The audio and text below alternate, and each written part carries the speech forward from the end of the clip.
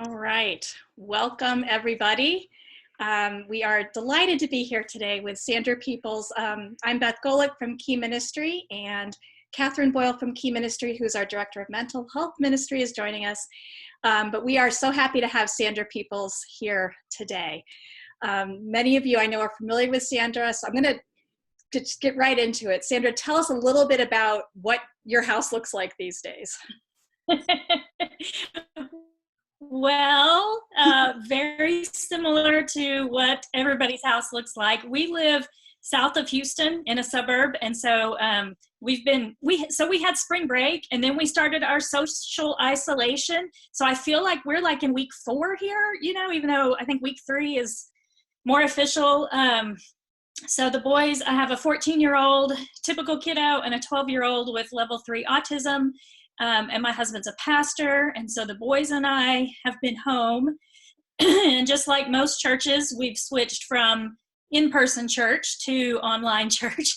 And so Lee has been still working quite a bit, either from home or from his church office, as they practice social distancing and not too many people being there at the same time. James is in ABA therapy right now, and they're considering that essential. And so 3 days a week, he's still getting to do his therapy, but they're not doing it at the therapy place. They're doing it in the homes. And so that's been a little different to our routine, but giving him some routine, some days of the week has been incredibly helpful. I'll bet. Because getting out of routine is, it can be a real challenge. I know that for sure. So as a special needs family, and you can tell us a little bit about kind of your history, because you're not just a special needs parent, but you're a sibling as well. But I think there's some unique skills that families like yours have. So can you tell us a little bit about what those skills may be and how that might help you in this very interesting time we're going through right now?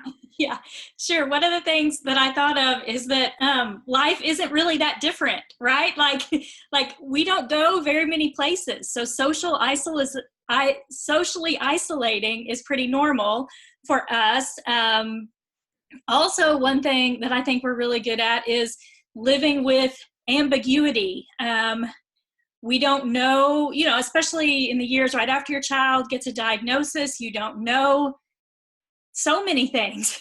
And so you're living with this you don't know if it's going to get better. You don't know what the potential is for your child. There's just so much that you don't know. And so in that season, you're almost strengthening those muscles that get you through a season like we're in now. And so I feel like, I see on Facebook, everybody's like, when is this going to end? And that's a real question. But on the other hand, we're like, like James has been in toddlerhood since he was a toddler, right. And now he's 12. And so this idea for us as special needs parents of seasons changing quickly, we're not as accustomed to that. And so we live with ambiguity, and we live with just this idea that we just take each day as it comes. And so I feel like we're all kind of strengthening that go with the flow kind of muscle, and just living in that and taking one day at a time, and not getting too caught up in when will this end? Will it ever end? What is life going to be like when this is over? Because we live in that space all the time. Right. Ambiguity is not a new thing for you. Yeah. Yeah, I think it's been really interesting to see how many special needs parents that are on our writing team, but also, follow us on social media, essentially said, we're equipped for this. And there's so much that can be learned from the special needs family. So it's a really interesting dynamic to see, things kind of shift where, people who live with us all the time are really the leaders right now. Yeah, so. I agree. I think so too. Yeah. So tell me a little bit about what your routine kind of normally looks like, and what some adjustments that you've had to make are. Because I know you are all about routine, and I appreciate that. I do love my routine. And I also, like you guys, work primarily from home. I am an introvert, and so I normally don't go a lot of places, but I also normally don't have anybody at my house all day, every day. And so just personally, like you've seen all the memes about, oh, introverts are loving it. Actually, no, like we're getting more people time than we usually do. And I love that that technology is catching up and all that, but I have 7 Zoom meetings this week. And in a normal week, it's just 1 or 0, like 2 a month maybe. And so I feel like the extroverts have discovered Zoom and they're like, yes, let's meet every day. And so I had 5 yesterday and I was so done by about the 3rd one. So. Yeah, I bet so. I know, like putting on real clothes every day, or at least from the waist up. From the waist up, right. So, and then the first couple weeks of this, I was trying to be real easy on myself. I was like, okay, you want a Dr. Pepper? Awesome. You want 2 Dr. Peppers? You deserve it. Just do what you have to do. And the expectations for the boys were really low. I saw all these parents hopping right onto the homeschool train, and I was like, nope, let's just wait and see. And that worked for about 2 weeks. And then now I'm like, no, we need some structure. The Dr. Pepper is not helping me feel better anymore. So it's increasing water, getting more steps in during the day, just because we are going to be in this for at least through April. And so if we follow the guidelines, the boys are out of school till at least May 4th in our district. Mm-hmm. And that could change, I'm kind of expecting it too. But so I do have to get on the homeschool train, try to take better care of ourselves, add a little bit more structure to our day. And so I think it's just been really funny how it almost felt like a vacation for a week or 2. And then now we're like, no, we need a little more structure. And so one of the things that I talk about a whole lot on my podcast, which is SelfCare and SoulCare for the Caregiver, is decision fatigue. And even in this season, I think we're making a lot of decisions, and we're making a lot of decisions for our people. And so by the end of the night, at 5 o'clock, when you're like, what do you want for dinner? I don't know. What do you want for dinner? And you just don't have the brain space to make that decision. That's the decision fatigue that can set in. And so one of my most downloaded episodes is on eliminating decision fatigue for special needs parents, because it's so hard for us to live in that space for so long. So some of the things that I do to decrease that, I make a menu for the week on Sunday night. And so, what we had for lunch today, I knew that's what we were having for lunch today way back on Sunday night. And so I laid out the chicken on time. I made sure we had the ingredients. All of that was already done. And that was super helpful, just so it's easier on me, and then it's easier on everybody else too.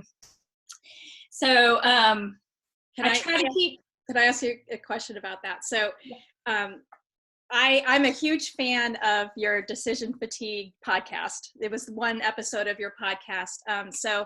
And I think there are a lot of people out there right now that are suddenly having to cook dinner for their people every single night. And I think this is a huge change for a lot of people. Yeah. Can you just tell us how to access your podcast, so then later people can go back and catch some of these things that you're going to talk about, because it's well worth, the 10-minute listen while you're hopefully taking a quick little walk outside. The decision fatigue one I thought was fantastic. Well, good. Thanks. Yeah, it's on Apple iTunes, the Apple podcast, but our mutual friend, Sarah Brody, got it on every app. So if you go to any podcast app like Spotify, should be all of those places, you can just search for SelfCare and SoulCare for the Caregiver, and it'll come up, or even search for Sandra Peoples, and it should be the first thing that comes up, if that's easier to remember. Okay. So it's really been we'll put that on our website too when we post this. Yeah, thanks. So I've enjoyed doing it. It's been a lot of fun. And like you said, it's just the episodes are just 10 minutes unless I have a guest on, and that only happens once a month. And so I like when you text me and you're like, hey, just took a walk, listen to the podcast. It's fun. Yeah. Let's see. Tell us some more about some other routines that you have at your house that maybe are changing a little bit, either with the boys or with you and Lee. Yeah, one of the things that I think is super important, so our son James likes to have 5 things that he does every day, and they go on his 5 fingers. And so, and the way he asks is, he says, time to wake up, which is his way of saying, what are we going to do tomorrow? And so I say, play at home, eat lunch, play at home, eat dinner, go to bed, as long as there's 5. Right. And so I think, that's helpful for all of us to add a little structure. And especially I think we can anchor our day, even if we don't know what's coming in the middle. And so having some kind of routine in the morning and having some kind of routine in the evening helps you wake up and have a purpose in the morning, and then tells the family and your body it's time to relax and go to sleep at night. So like for us right now, after dinner, we're going out in the backyard and James is swinging and I'm watering the garden. And it's just this routine of, okay, every night, 6 or 6:15, this is what we're doing. And we're just going to keep doing it. And it's every time we repeat it, it brings James a little bit of peace. Like he can relax. He says, oh, we do this every night. I know that this means we're going to swing. I'm going to get to play with the water hose. I'm going to take a bath, put on my pajamas, go to bed, And so just that simple routine, it takes an hour, but it's a real anchor to the end of our day. And that has been really, really helpful. And some people may have things at the beginning of their day that they want to anchor together. But for us, that like slowing the evening down has been really beneficial for not just James, but for all of us. Mm-hmm, for sure. Yeah, I love that. So part of what you do for families, whether it's through your podcast or your writing, is to help caregivers take better care of themselves so that they can continue to care for their children and the people that they love. So can you tell us a little bit about give us some self-care tips or what you're really focusing on during this particular season? Yeah, no, I think this is a great time to talk about self-care because we're all looking for ways that just help us feel more like ourselves, right? Whether introvert or extrovert, or working in a new routine from home that we've never done before, or helping our kids as they're, becoming like homeschool moms and having to get this checklist of things done every day. And so we're not all our healthiest selves right now. We're just, we're talking about giving each other grace, but we also need to give ourselves grace. Like I need to listen to what my body is telling me, and I need to be kind to it.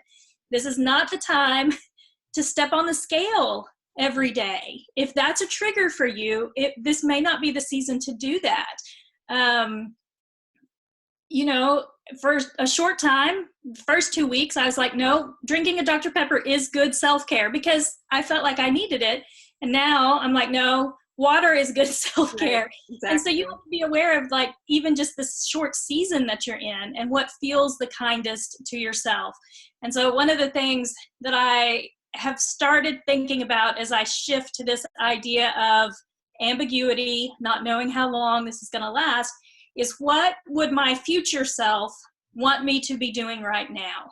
And so the podcast episode this week was gifts to give to your future self. Like if I look back on this time a year from now or 5 years from now, what will I wish that I had done while I was in the middle of it? It's not going to maybe be, and my boys' teachers have been great. Even James's teacher, like, hey, get it done if you can, but the most important thing is that he feels safe, secure, and loved. Don't stress him out. And so, like, I don't want to look back on this season and say, oh, we were so stressed out by all of the demands that we didn't have to put on ourselves. And so just being aware of that, I think, has been super helpful. one new practice that I've started is journaling. And I know lots of people are good journalers and I am not. Really? Yeah. You're a writer and wow, that's interesting. Okay. I think it's because I give all my words out. Yeah. And I bet you're judging what you're writing. Like, no, that's no good. And so I started just like in my planner, because everything got erased, right? Right. Everything that we had planned. And so now I'm at least at the end of the day going back and writing down what we did. And so even if I can't journal it, I'm writing down, got to Zoom with Beth and Catherine, this is what we had for lunch. A couple weeks ago, I went to get the mail and there was a snake on the front porch, Right. Snake on the front porch, like just these things that you want to remember in a few years. Even I think writing down what we're eating is helpful. It can help you in the future make menu plans. But, a few years ago, Hurricane Harvey hit here in Houston.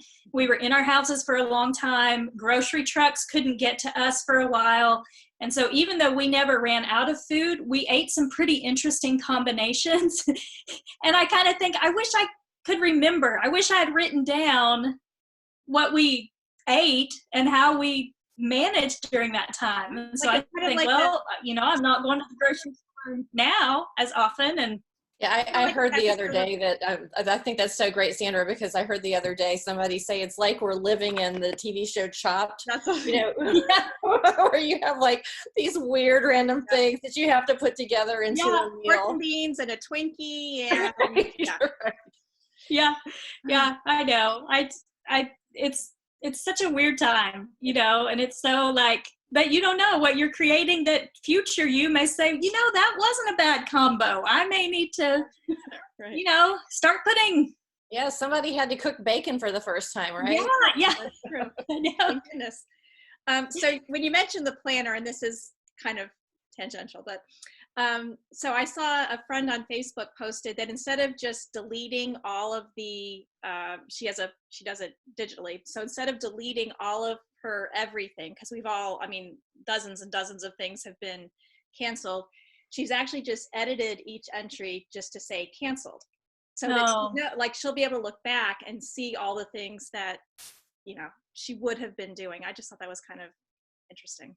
Yeah, it is. Not really related to this, but no, that's like when you're talking about your future self, like looking back and seeing, what you would have been doing. What you would have been doing, yeah. Because I do think we need to allow ourselves to mourn some of that. You guys were working really hard on Inclusion Fusion, and then it just gets wiped, And so, and I know you're shifting and you're doing amazing things and bringing us so many great resources, but it's okay to mourn that and say, man, I really was hoping to hang out with my friends that's that weekend. One of the biggest things. Yeah, we would have all been together in person, which that does make me sad that that's not going to happen. But this is next. Yeah, same. Yeah, and it's.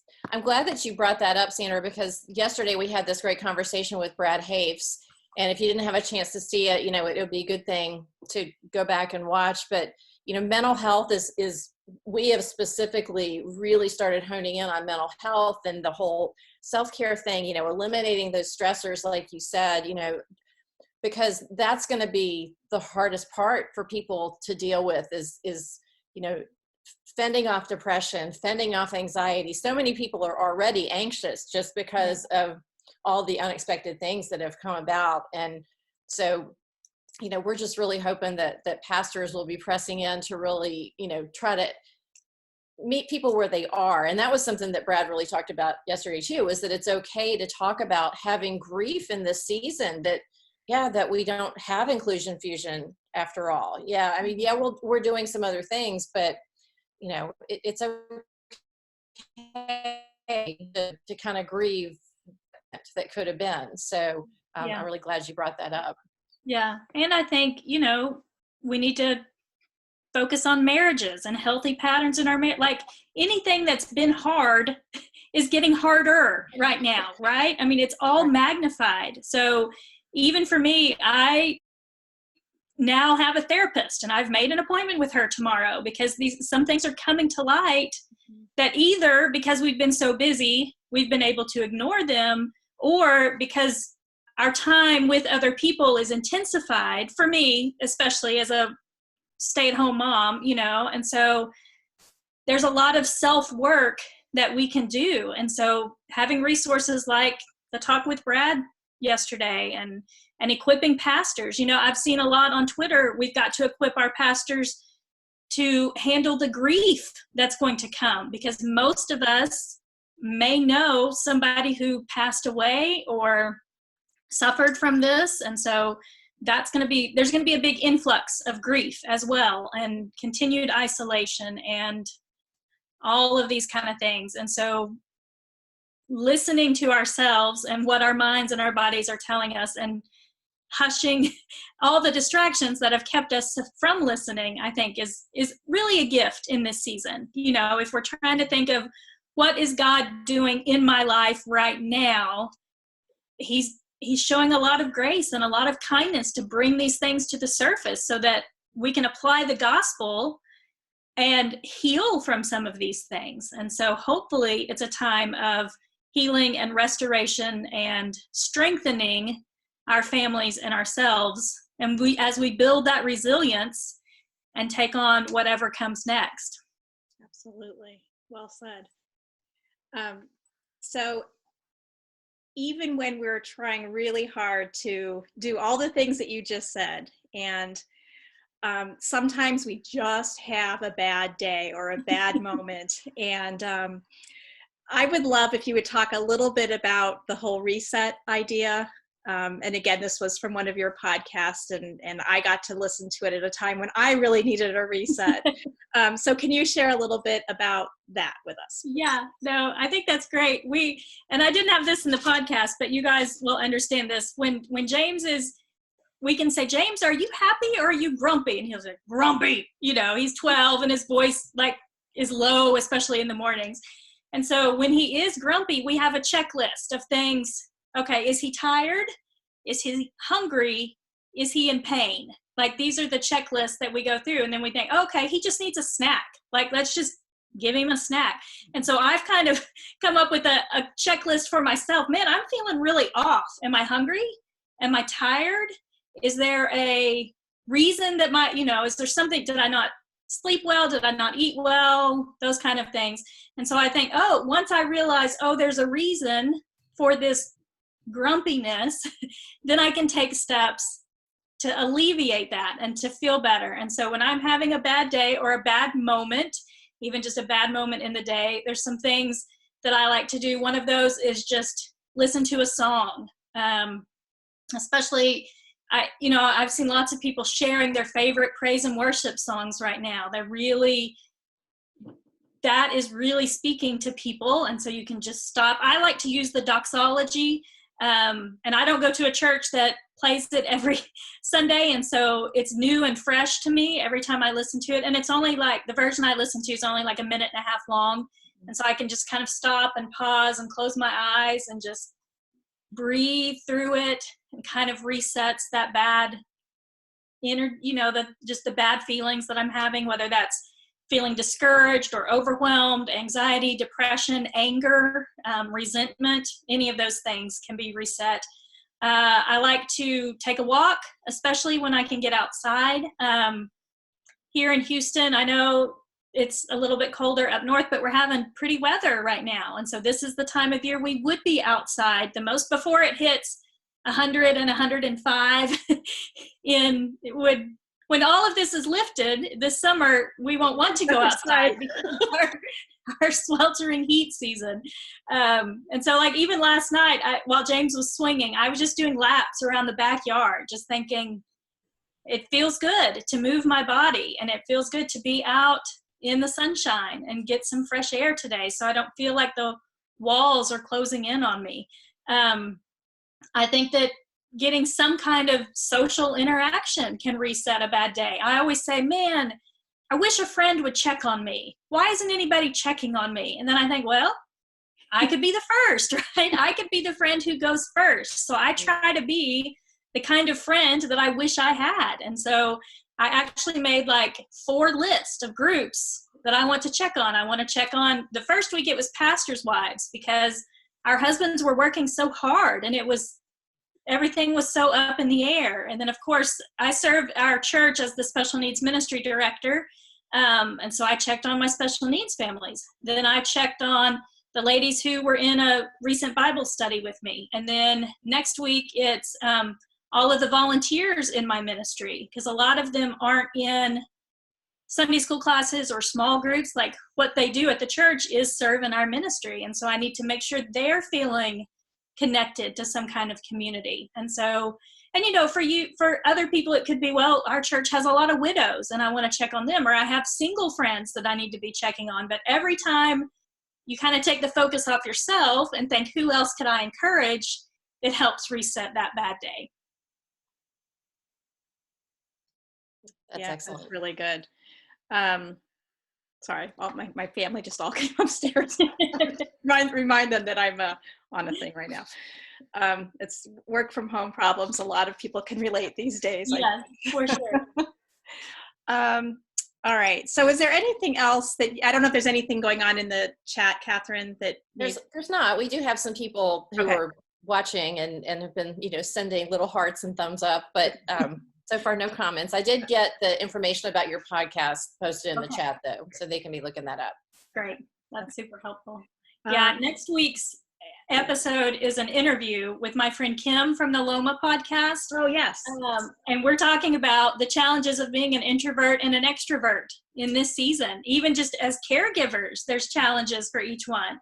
And so that was a really interesting conversation that applies now, but will apply in the future, because we're still going to be introverts and extroverts back being caregivers when this intense season is over. And so I think that'll be a really fun conversation that a lot of people can relate to, especially if you're married to the opposite of what you are. And so now you're trying to navigate, your spouse's differing social needs from your social needs. And so that's going to be, I hope it's really fun and entertaining. Kim is great. Her podcast is about transitioning into adulthood. And so she has a lot of great information there. And she feels like my opposite in so many ways. So I was like, let's chat about that. Sounds good. Yeah. Well, Sandra, how can people find you? Because obviously you have a lot of really great projects that you've written books, you have the podcast. Tell us a little bit more about how people can follow you, how people can reach you. Okay. Well, the first Monday of every month, my favorite place to hang out is on the Not Alone blog on the Key Ministry website. Okay. And Monday's post is going to be about why self-care is so essential in this season. And so if you want to continue to get ideas about that, maybe you're going to need another reminder on Monday. That would be a good post to check out and to share with friends and in groups that we're in right now. So the first Monday of the month, that's where I like to hang out. I have the podcast, but I also have a Facebook group, SelfCare for the Special Needs Mom. And we've got like 1,500 moms, just moms in there. And really in April, we're going to kind of transition and talk about things that apply more to women. And so we're going to talk about how our bodies affect our moods and how that's still God's good design, but that we need to be aware of that and use that to our advantage when we have more energy or less energy, not be too hard on ourselves. So that's coming up.